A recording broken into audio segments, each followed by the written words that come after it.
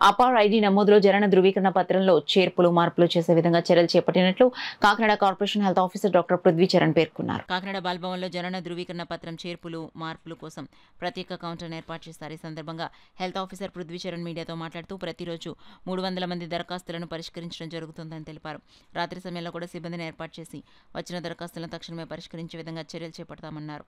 Date of birth correction, డేట్ని correct చేయడం, అదేవిధంగా పేరు కంప్లీట్ మాడిఫికేషన్, ఈ రెండు కూడా కొంచెం టైం టేకింగ్ ప్రాసెస్.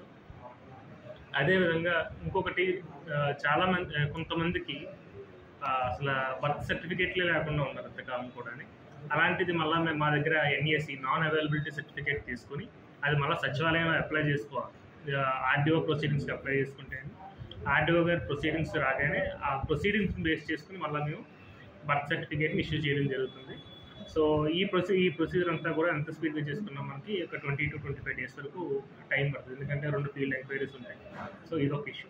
సో ఈ 3 తప్ప మిగిలినవి కూడా ఏమన్నా మైనర్ ఇష్యూస్ ఉంటే కనుక ఒక అఫిడవిట్, స్కూల్ రికార్డ్స్, తల్లిదండ్రుల ఆధార్ కార్డులు, అలాగే ప్రీవియస్ బర్త్ సర్టిఫికేట్, ఈ డీటెయిల్స్ అన్నీ పట్టుకుని మా దగ్గరికి వచ్చి సరే అప్లై చేస్తే ఆ కరెక్షన్స్ ఏమన్నా ఉంటే కనుక ఇమీడియట్గా మేము చేసి మీ అందరికీ ఇవ్వడం జరుగుతుందండి. పబ్లిక్ హెల్త్ సెక్షన్ ఉంటుంది మనకి, బాల్భవన్ గాంధీనగర్, ఇక్కడికి వచ్చి ఇక్కడ అప్లై చేసుకోవచ్చు అండి.